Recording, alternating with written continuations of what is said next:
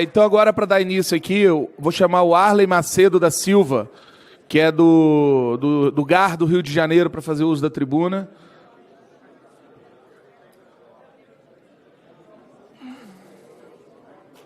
Já botei. Bom, pessoal, boa tarde, senhoras e senhores. Saudação aí à mesa.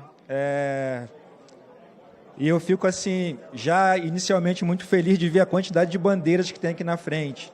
Isso significa que o que vocês começaram lá atrás, há 14 anos, está gerando frutos e está renovando o quadro de pessoas, de agentes que estão dispostos a lutar por essa carreira.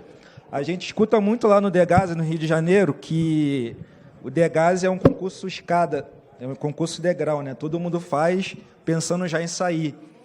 Mas a minha turma já estava para completar 12 anos e muitos dos que estão lá comigo até hoje não têm mais essa ideia de sair do Degase. Eu queria aqui pedir licença para não entrar em minúcias de como é no Rio de Janeiro, para não ser repetitivo, mas eu queria fazer algumas homenagens nominais. Primeiro, assim, saudar duas grandes guerreiras que estão aqui com a gente hoje, que é a Dalila e a Jordana, as duas únicas mulheres do Rio de Janeiro que vieram. E antes também, assim, falar que eu faço parte do grupamento de gerenciamento de crise no Rio de Janeiro. Lá nós somos a última linha de frente quando tem tumulto, conflito e rebelião. Se a gente chegar e não resolver, quem entra é o choque ou o BOP. Então, nós somos a última linha de frente. E onde mais tem acontecido ocorrência é na unidade feminina, ao ponto delas jogarem fezes e urina nas agentes. E aí elas têm que conduzir para a delegacia, fazer todo aquele procedimento. E aí a pergunta que fica para mim é, todos nós aqui, que somos agentes de segurança, a gente pensa os nossos protocolos de segurança, a gente pensa o que é a segurança socioeducativa. Lá no grupamento eu tenho a função de instrutor de comunicação operacional e documentação. E sempre que eu digito no notebook segurança socioeducativa, o computador sempre corrige socioeducativo. É uma palavra que não existe. E aí eu queria trazer para a nossa reflexão essa pergunta. O que é realmente a socioeducação?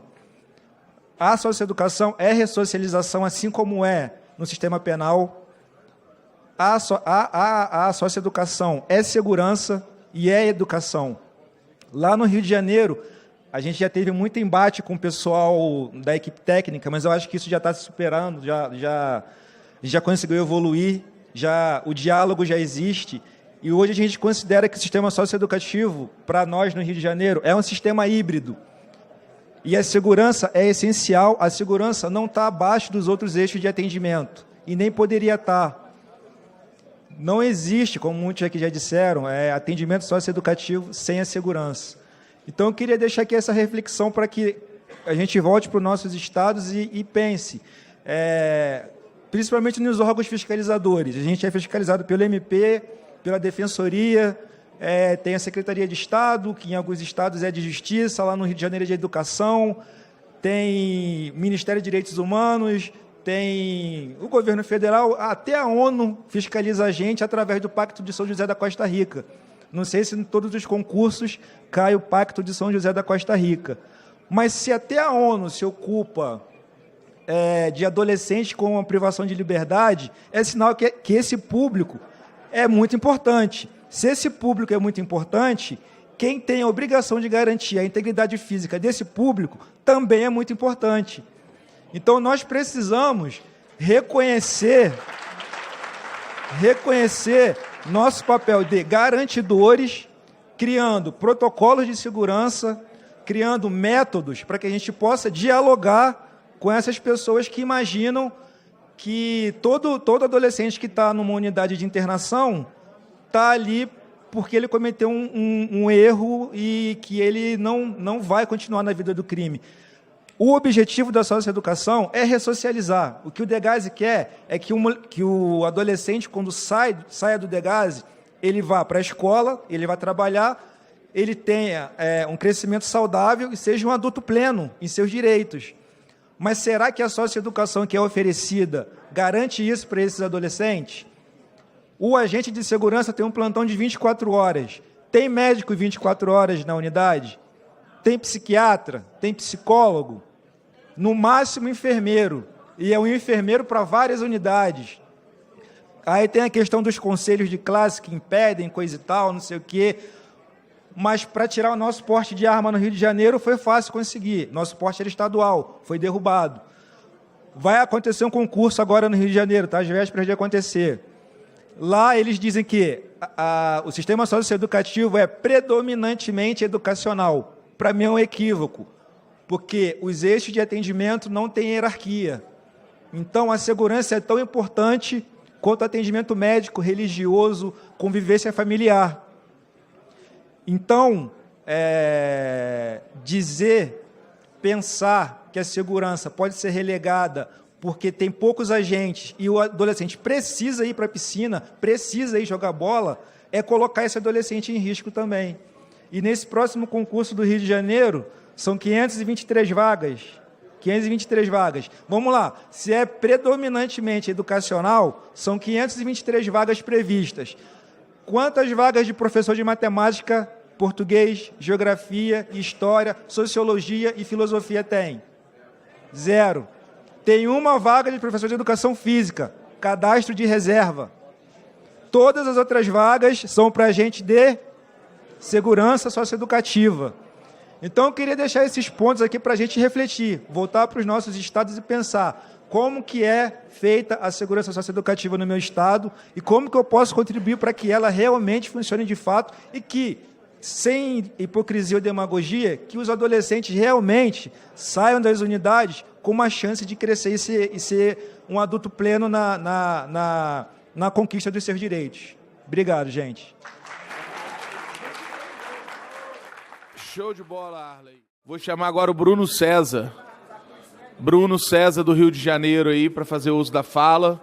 Bruno, mesmo sentido aí, tá? Fala seu nome, cargo, estado, para ficar registrado. Boa noite a todos. Quero cumprimentar primeiramente a mesa. Cumprimento especial ao meu amigo João. Sou Bruno Cabo, agente de segurança socioeducativa do Rio de Janeiro. Cabo, mas é sobrenome. Sou um mero soldado da tropa do João, sempre lutando aí junto com a categoria. Os colegas fizeram falas irretocáveis aqui, fica um pouco difícil falar depois deles, né? Sobretudo o Elias do Espírito Santo, que falou exatamente as coisas que eu ia falar. Eu não estou aqui para pregar para ninguém, mas tem coisas que a gente precisa pontuar. Eu quero pedir a licença de vocês para falar duas histórias bíblicas. Uma é a da Torre de Babel, que tinha um povo que queria erguer uma torre muito alta com o intuito de chegar a Deus e, com isso, se colocar acima dos demais. E aí Deus confundiu a língua deles e eles não conseguiram mais construir porque cada um falava uma língua, né? E aí, logicamente, que a igreja seguiu e a história seguiu adiante. Mas o cristianismo, independente da religião de qualquer um, todo mundo sabe que o cristianismo é a maior religião do mundo. Foi a que mais cresceu, correto? E, além do reino espiritual, se manifesta também o cristianismo através de atitudes. Então, o apóstolo Paulo escreveu na primeira carta aos Coríntios, no primeiro capítulo, no versículo 10, ele escreveu o seguinte: irmãos, pelo nome do nosso Senhor Jesus Cristo, peço-lhes que todos estejam de acordo naquilo que falam e que não haja divisões entre vocês. Pelo contrário, que vocês sejam unidos no mesmo modo de pensar e no mesmo propósito. Então, são duas histórias aqui, antagônicas aqui, que uma, o povo não falou a mesma língua e a torre não subiu. A outra, o apóstolo Paulo, que foi o principal pregador da igreja, que fez muito o cristianismo crescer, ele falou que não podia haver dissensões, que não podia ter discórdia. E a gente vê isso muito no nosso sistema, porque a gente vê que tem colegas que até pode ter um intuito bom, mas ele acaba atropelando a pauta do sindicato, porque ele não conhece a conversa que o presidente ou o líder sindical teve no bastidor com um deputado. E nem tudo que se conversa num bastidor, num gabinete de um deputado, pode ser dito para a categoria. E aí tem gente que acaba atropelando as pautas e atrapalhando o crescimento da categoria. Então, corroborando com tudo que foi dito aqui, confiem no sindicato de vocês e, se é para fazer oposição, faça de maneira limpa, de maneira justa e aguarde aí o período eleitoral, que aí você monta uma chapa, bota o teu plano de governo e concorre limpamente. Então, e um outro ponto, esse é o primeiro tópico, né? E um outro ponto que eu quero falar também é o seguinte, eu vejo todo mundo falando adolescente, sendo que pelo menos 60% do público atendido pelo sistema socioeducativo do Brasil, João, não é mais adolescente, já são jovens adultos.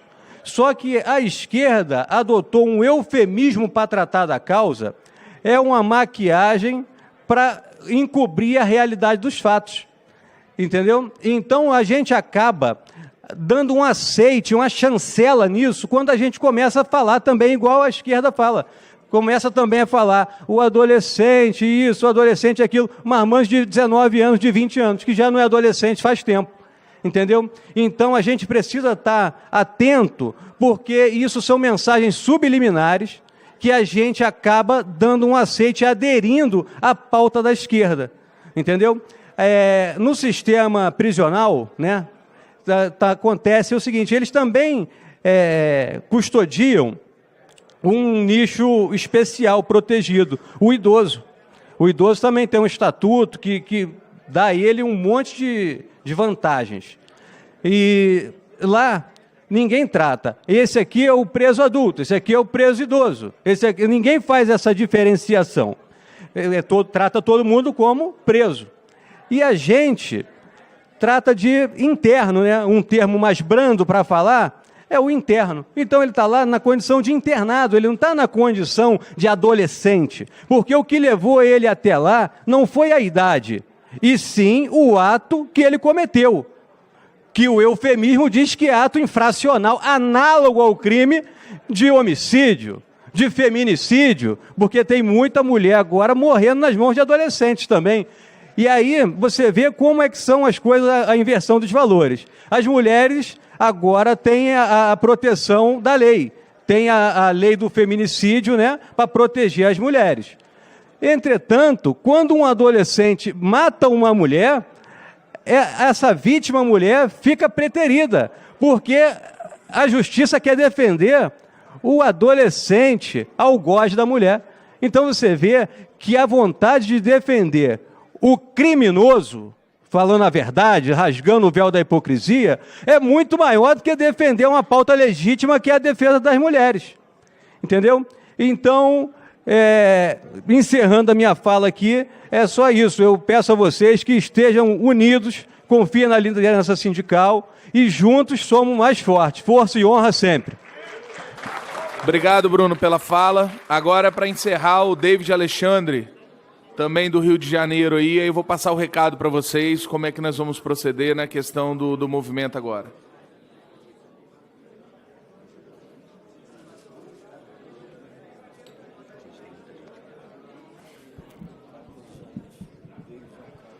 Agora acho que já é boa noite a todos.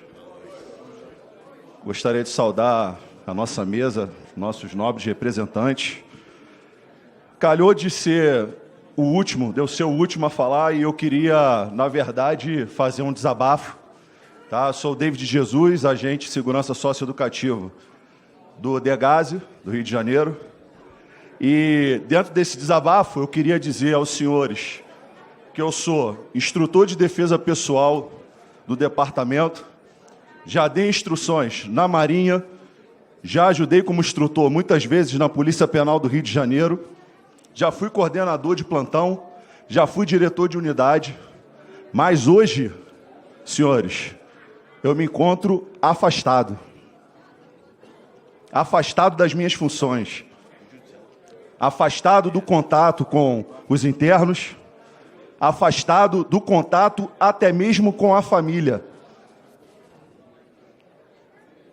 Digo aos senhores, porque foi muito bem colocado aqui pelo nosso irmão de Minas Gerais, e eu acho que a gente precisa bater nessa tecla, as arbitrariedades que estamos sofrendo em nossos estados por parte do Ministério Público. Eu fui afastado com uma alegação de que eu fiquei aproximadamente 2 minutos dentro de um alojamento, sem prova, somente o ato de entrar dentro do alojamento e sair. E por que eu estou fazendo esse desabafo hoje? Porque hoje eu cheguei aqui desanimado. Confesso a vocês. O João tem acompanhado aí, é o nosso grande representante. Quando nós somos afastados no Rio de Janeiro, perdemos importância significante na nossa renda. Atinge diretamente a nossa família. Eu sou um pai de família.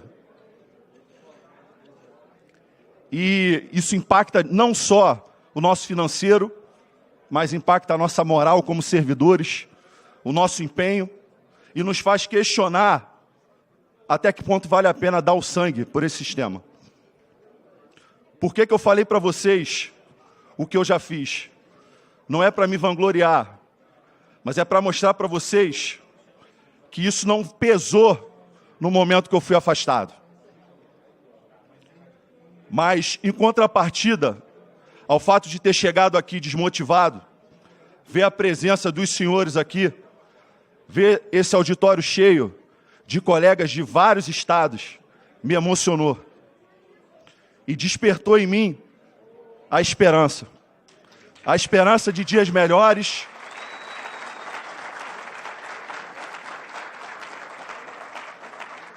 A esperança de que a gente vai ter dias melhores, que nós vamos conseguir sustentar nossas famílias.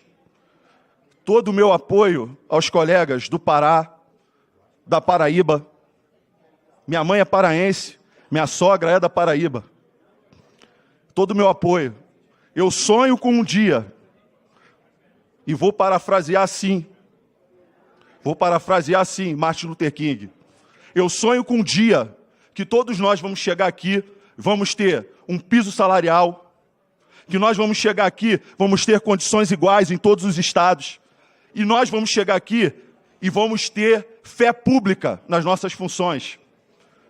Que não vão ter mais colegas subindo aqui para poder desabafar como eu vim hoje. Porque eu represento hoje 60 agentes do Degase afastados. Alguns afastados por mais de 5 anos.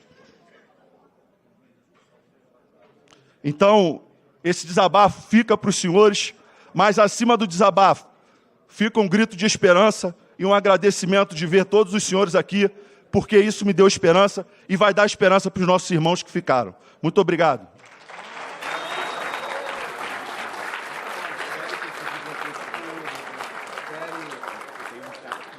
Meu amigo David, não sei nem o que te falar, irmão. Já passei por isso, de ser afastado, já fui demitido, voltei via judicial. Então, assim, só fé que vai dar certo, irmão. Conta com a federação se precisar de algum apoio jurídico. O João já sabe disso aí, está sempre à disposição. Mas tenho certeza que o seu sindicato lá é firme e forte e vai resolver isso. Pode falar aí.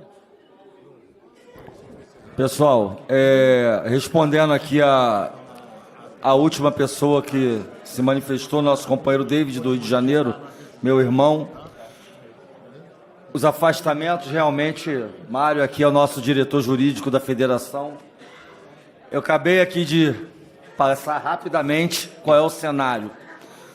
A vara da infância, através do que lhe é conferido através do ECA, entendemos que ela tem poder de afastar caso haja uma questão a ser apurada da unidade a qual se deu o fato.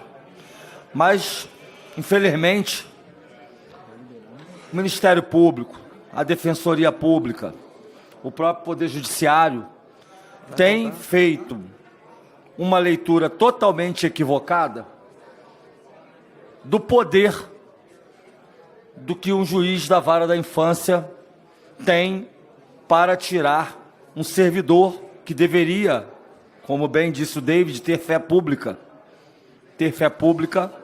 e não ser afastado por uma versão unilateral, sem um corpo de delito, nada, nenhuma prova material, testemunhal, e o cara foi afastado simplesmente pela palavra do adolescente, por ele ter entrado 2 minutos no alojamento. Você veja bem como é que isso é grave. Você hoje tem que pensar 2 vezes antes de entrar 2 minutos dentro do alojamento. Você tem que passar a trabalhar se precavendo o tempo todo. Você tem que ter colega do teu lado o tempo todo como teu testemunha. Mas eu não estou querendo entrar muito para essa seara, não, porque realmente a covardia é muito grande dos órgãos de controle. E não só dos órgãos de controle externos, não. Da nossa própria corregedoria também, que é draconiana, que é punitivista, mas não para o interno. Ali, né, ela só pega a extensão da administração que lida com a correição de servidores. Mas quando há de se falar de correição do ponto de vista do nosso regimento interno para a parte do comportamento do adolescente, não, esse pode tudo, pô. Ele não precisa ter sensação da impunidade, ele tem certeza da impunidade. Ele taca fogo, ele agride funcionário, ele xinga, ele faz o diabo dentro da unidade e eles já sabem disso. Eles usam um sistema subjugado ao Poder Judiciário, ao Ministério Público, à Defensoria, que comete interpretações equivocadas do ECA e afasta um servidor da função que ele fez concurso público, e o ingresso dele foi como diz a Constituição Federal. Isso fere o princípio do concurso público.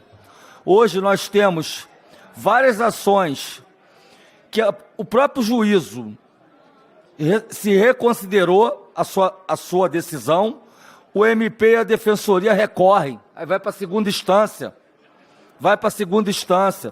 Nós já ganhamos 6 ações na segunda instância. E tivemos 2 liminar recentes num caso da Força Tarefa do Ministério Público, lá na JLA. Então nós estamos 6 decisões em câmaras cíveis e 2 em sede liminar na segunda instância. Então a gente entrou com incidente de assunção de competência, que é uma espécie de tribunal pleno acima das câmaras cíveis, para pacificar o entendimento do Tribunal de Justiça do Estado do Rio de Janeiro acerca dessa questão.